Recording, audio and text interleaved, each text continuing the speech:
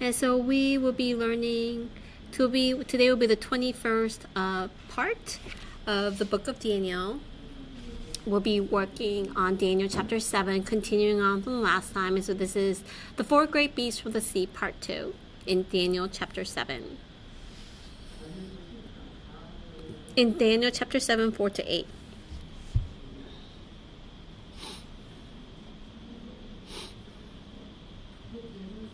The first was like a lion and had the wings of an eagle. I kept looking until its wings were plucked, and it was lifted up from the ground and made to stand on 2 feet like a man. A human mind also was given to it. And behold, another beast, a second one, resembling a bear. And it was raised up on one side, and 3 ribs were in its mouth, between its teeth. And thus they said to it, Arise, devour much meat. After this I kept looking, and behold, another one like a leopard, which had on its back 4 wings of a bird. The beast also had 4 heads, and dominion was given to it. After this I kept looking in the night visions, and behold, a 4th beast, dreadful and terrifying and extremely strong, and it had large iron teeth. It devoured and crushed, and trampled down the remainder with its feet. And it was different from all the beasts that were before, and it had 10 horns. While I was contemplating the horns, behold, another horn, a little one, came up among them. And 3 of the 4 horns were pulled out by the roots before it. And behold, this horn possessed eyes like the eyes of a man, and the mouth uttering great boasts.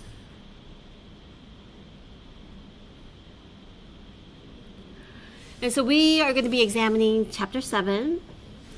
And so when we look at the years, Daniel chapter 1,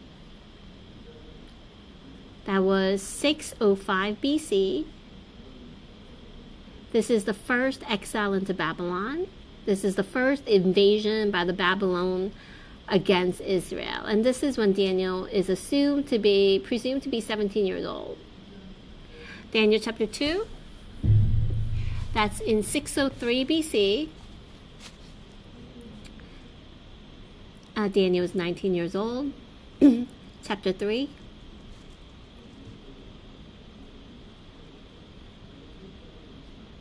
So Daniel chapter 1 was the first exile. That's 605 BC. Chapter 3 is the 586. That's the 3rd invasion, right? 586 BC. And so from here to here, it took 17 years. 17 years. And now at this time, at the 3rd exile into Babylon, Daniel is 36 years old. Now chapter 4.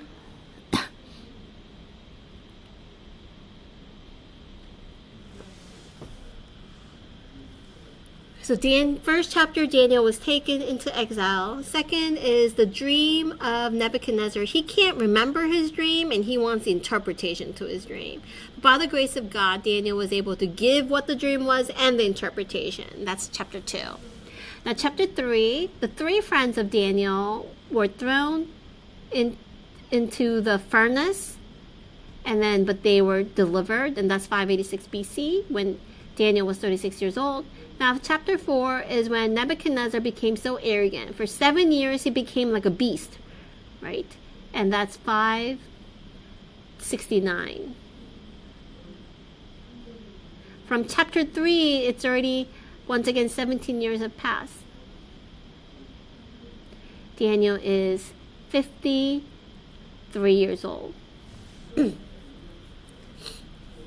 now, chapter 5 is further back. 539. That's when Babylonian is completely destroyed, and Daniel is 83 years old. Chapter 6. This is when Daniel is thrown into the lion's den. That's 538 BC. When he's 84 years old. And now chapter 7 is actually in the middle. And then chapter 8 is in the middle. Chapter 7 is 552 BC.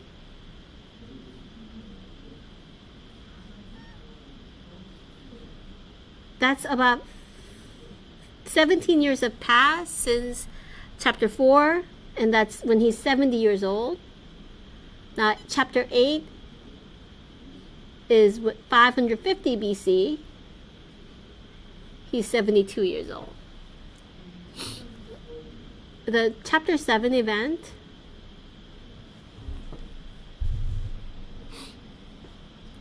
this is actually related to chapter 2. Chapter 7 and chapter 2 is related. Chapter 2 is when Nebuchadnezzar had a dream of a statue, the golden head, the arms, the chest, silver.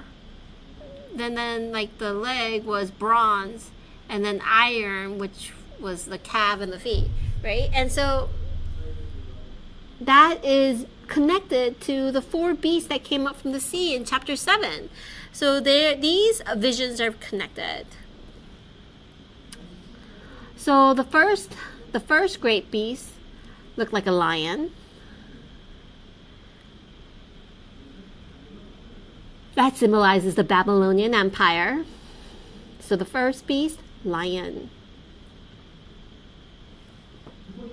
Second beast is like a bear. It symbolized Medes and Persians.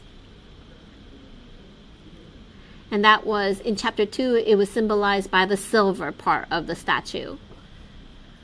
The first statue, the head, was made out of gold. That's Babylonians. And then the silver was this bear, the Medes and the Persians. Now the third beast was a leopard.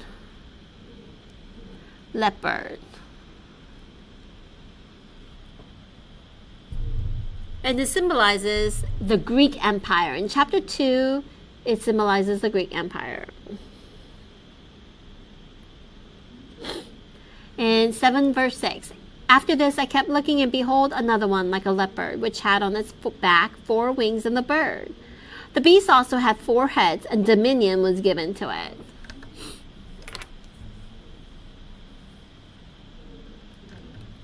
So the leopard is extremely agile, highly active, and exceedingly cunning in the Bible. It is presented as an animal noted for its great speed. So it's a predator, so it's very quick, it's very speedy to catch its prey. Habakkuk 1:8, their horses are swifter than leopards. So when they were using the swiftness, they're comparing it to leopards as very swift.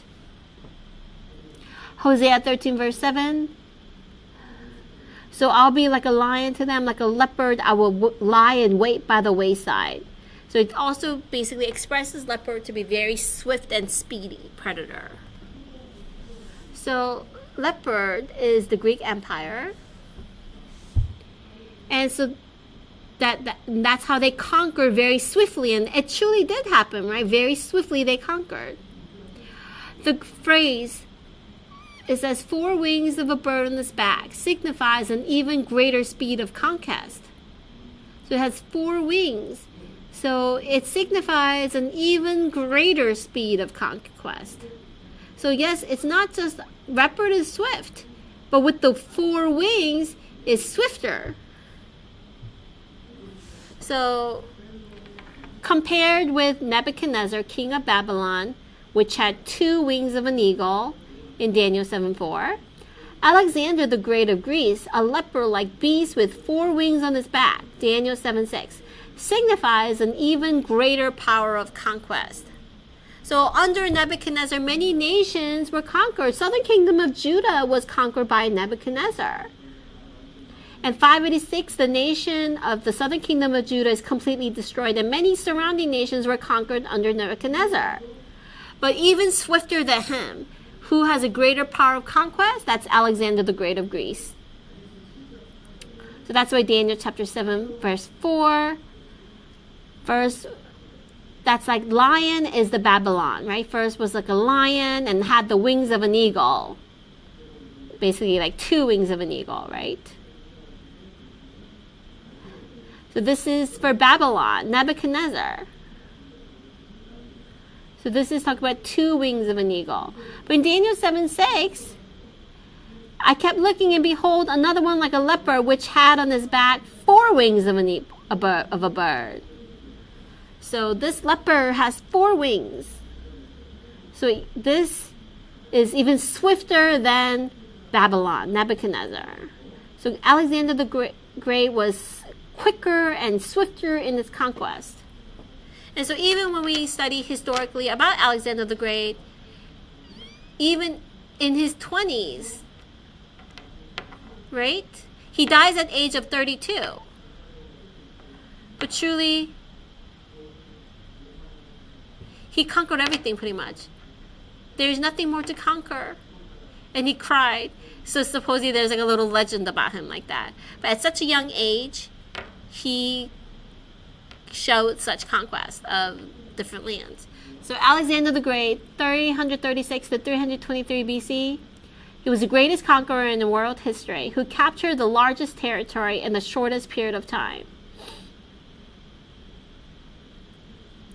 So this is all the land that he conquered. So that's Macedonia to the Egypt, all the way to... This is all conquered during Alexander the Great. Here's Jerusalem in red. This is Turkey of today, or Turkey, eh? This is Greece of today. Here's Egypt. He conquered it all. This is Tigris, Euphrates. This is Iraq region, Iran, and then here is India.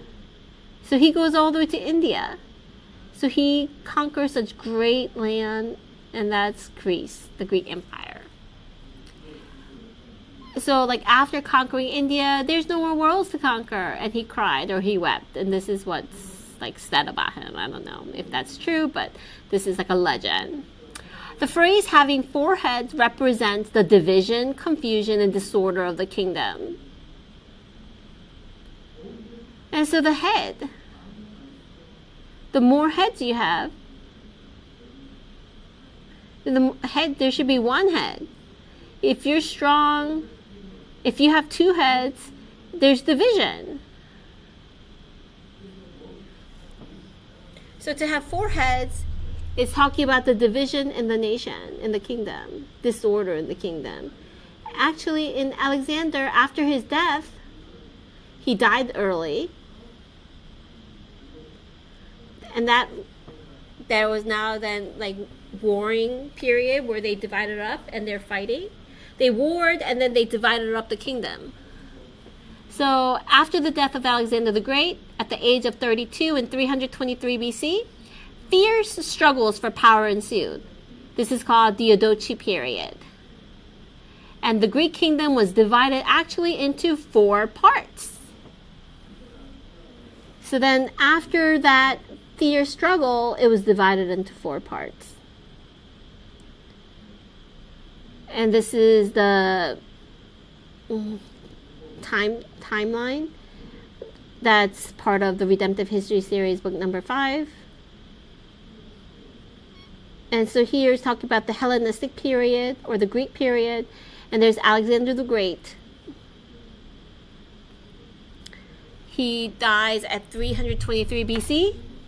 And then there's the Eudochi period, where they struggle to see who conquers what.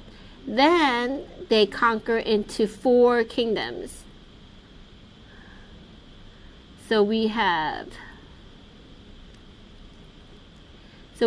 Seleucid, Ptolemy, Antigonus, and Cassander.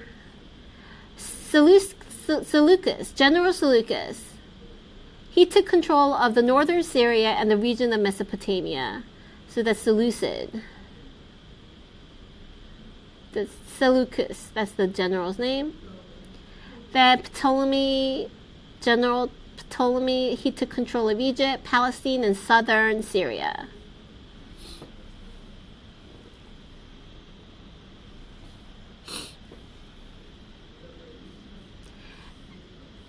Then we have Lysimachus, General Lysimachus, he took control of Asia Minor. I don't know why it says Antigonus, but is General Lysimachus. Then we have General Cassander. He took control of the original Greek homeland, Macedonia and Greece.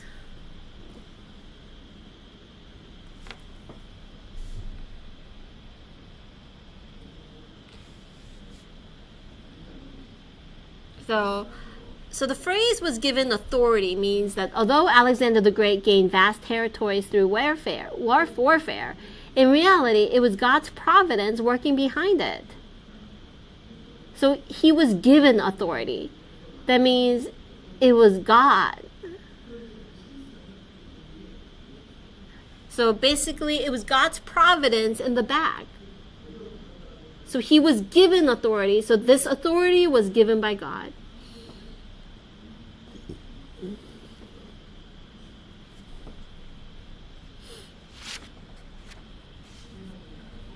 So even the countries of this world, everything it happens all according to God's providence. So yes, we can pray for our family. We can pray for our business and jobs and for our church. But we also need to pray for our people and the nation. Because behind that nation, it is God's providence. Daniel 7:6. It says here, the dominion was given to it. Dominion was given to it, so it is God giving him that authority. Daniel 4:17. And the decision is a command of the holy ones, in order that the living may know that the Most High is ruler over the realm of mankind, and bestows it on whom he wishes, and sets over it the lowest of men. And so God, the fourth beast, it's a beast with large iron teeth and 10 horns. So it's actually talking about Rome. So large iron teeth and 10 horns. Rome. Daniel 7:7-8. So behold, a fourth beast, dreadful and terrifying and extremely strong, and it had large iron teeth. It devoured and crushed and trampled down the remainder with its feet. And it was different from all beasts that were before it, and it had 10 horns. While I was contemplating the horns, behold, another horn, a little one, came up among them. And 3 of the first horns were pulled out by the roots before, and behold, this horn possessed eyes like the eyes of a man. And so it says the phrase different from all the former beasts implies a power and destructiveness far beyond anything seen in the previous 3 beasts. So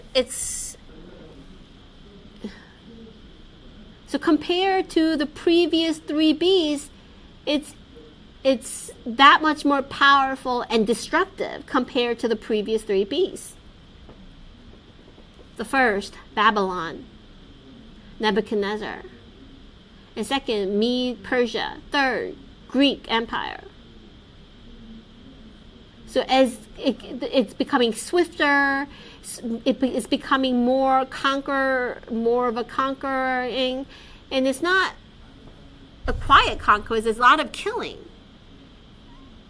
a lot of shedding of blood, right?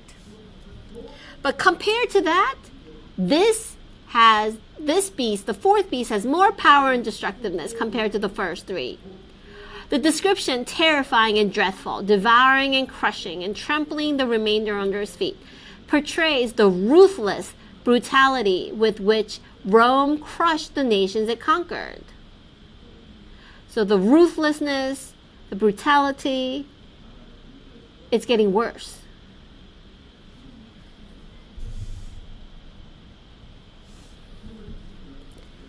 In 1990, on November 15th, Reverend Abraham Park stated in the middle of the sermon,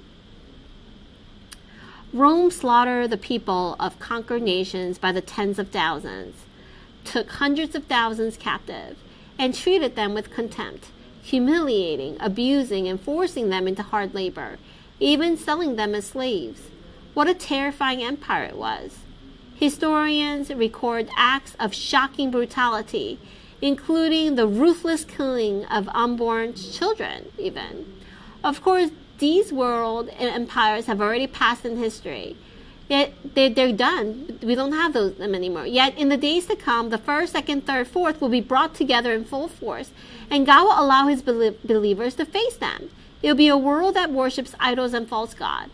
A world so terrifying and dreadful that even the elect would find it hard to endure. A world that devours and crushes and tramples what remains underfoot. In such a world, God's chosen people will have to live. So it's like the first beast, second beast, third beast, fourth beast. It's like it's not just something of old. They will be brought together in full force. And the believers have to face them.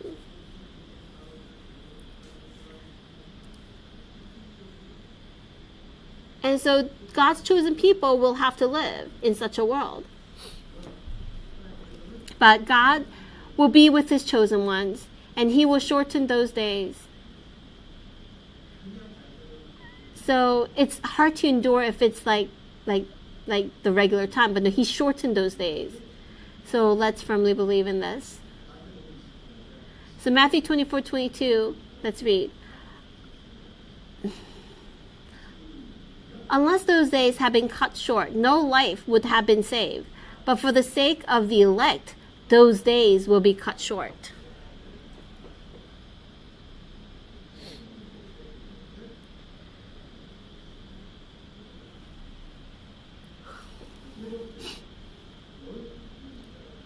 Now this says there's 10 horns. The 10 horns represent the strength and authority of power. Oh, like that person has horns. It kind of symbolizes some kind of power. So Amos 6:13, have we not taken to us horns by our own strength? So the horn is kind of expressed as strength. Fourth, the other little horn refers to the Antichrist, who will appear at the end of the world. So at the end of the world, there will be Antichrist. And this is what the other little horn symbolizes.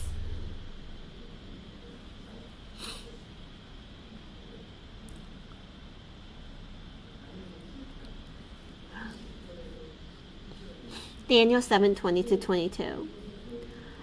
The meaning of the 10 horns that were on its head. This is the interpretation. And it's Daniel had the vision, had this dream. It says, the meaning of the 10 horns that were on its head, and the other horn which came up, and before which 3 of them fell, namely that horn which had eyes and a mouth uttering great boasts, and which was larger in appearance than its associates. I kept looking, and that horn was waging war with the saints and overpowering them, until the Ancient of Days came. The judgment was passed in favor of the saints of the highest one, and the time arrived when the saints took possession of the kingdom. So at first, like, the horn was waging war with the saints and overpowering them. So in the beginning, it's overpowering the Christians. Until the Ancient of Days came, because the saints were losing, then finally, the time arrived and the saints took possession of the kingdom. So then it's like an overturned, right? And so this little horn symbolizes the Antichrist. Daniel 7:24-25.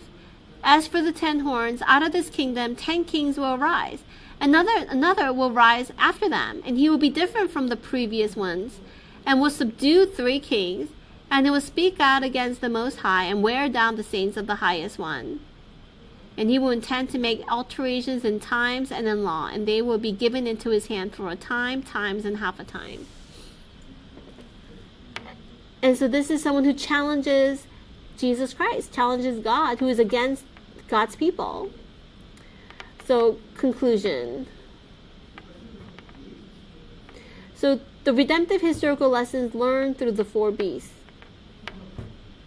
The 4 beasts represent the dictators of the world. So, they represent the dictators of the world. To dictators, like they're tyrants, do they need any laws? They themselves are the law, right? Anyone who does not live according to God's will, who does not live according to Scripture, who departs from the word, inevitably becomes a dictator. Psalms 2:2-3. The kings of the earth take their stand, and the rulers take counsel together against the Lord and against his anointed. Let us tear their fetters apart and cast away their cords from us. So someone of power goes against God and goes against Jesus Christ, his anointed. So this is departing from God's word and will. They're all become dictators, right? For them, their word is the law. Amid the four great powers, human history is portrayed as being marked by unceasing wars until the day of Jesus Christ, the four winds of heaven. Daniel chapter 7:2 and Jeremiah 49:36. Let's read Daniel 7:2. Daniel said, I was looking in my vision by night, and behold, the four winds of heaven were stirring up the great sea. And then there were four great beasts coming out of the sea. But there were four winds of heaven that were stirring up that great sea. Yes, the wind is also used to express the Holy Spirit, but here it's expressing the wars. Jeremiah 49:36. I shall bring upon Elam the four winds and from the four ends of the heaven, and shall scatter them to all these winds. So this is talking about war. So even now, all around the world, there's great or small wars still occurring. Third, worldly kingdoms grow increasingly weak over time and become utterly wicked at the end. But through the Lord's return, all the beasts are seized and destroyed.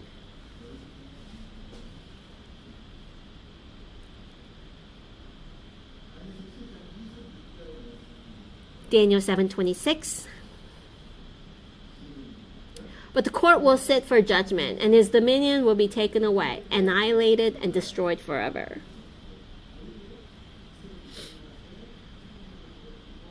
And so they made God's Christians suffer. They went against God's will. They challenged God. But at the end, they will be destroyed. Fourth, worldly kingdoms become increasingly corrupted and divided over time. So they become increasingly corrupted and divided over time. So Daniel 7:6, it says that the leopard had 4 heads. It shows division. It didn't become one, it was divided. So Matthew 12:25, and knowing their thoughts, Jesus said to them, any kingdom divided against itself is laid waste, and any city or house divided against itself will not stand. Fifth, the course of history flows towards Christ, and its final end is consummated by the coming of Christ.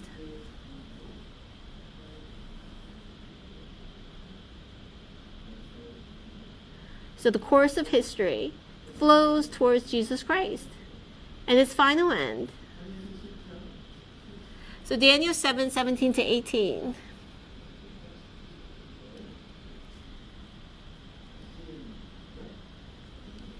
These great beasts, which are 4 in number, are 4 kings who will arise from the earth. But the saints of the highest one will receive the kingdom and possess the kingdom forever for all ages to come.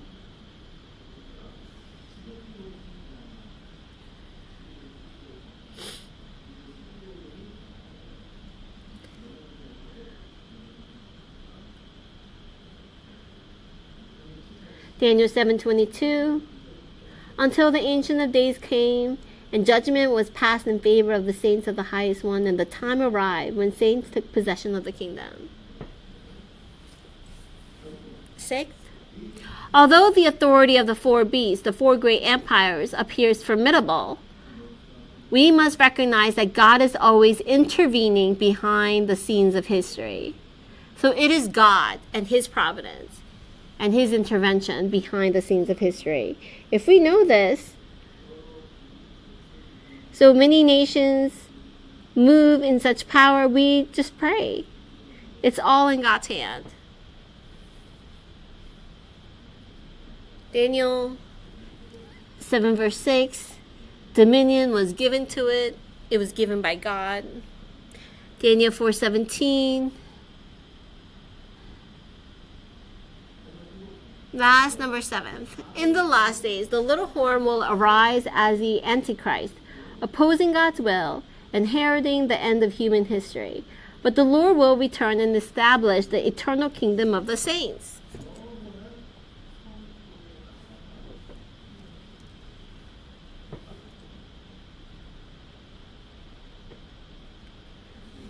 Antichrist. Daniel 7:20-22.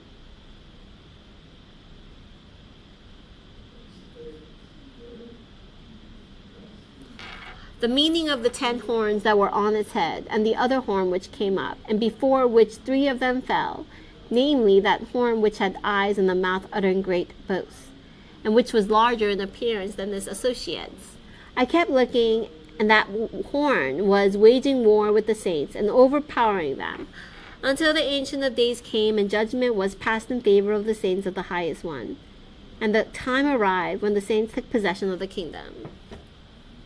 And so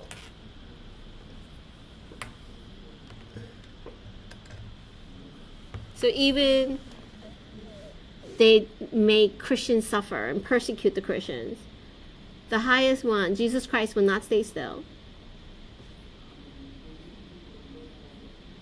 So even if they're waging war with the saints and overpowering them, at the end there will be a turning point where it will be the saints' victory. So to the very end, let us take strength and keep on going forward.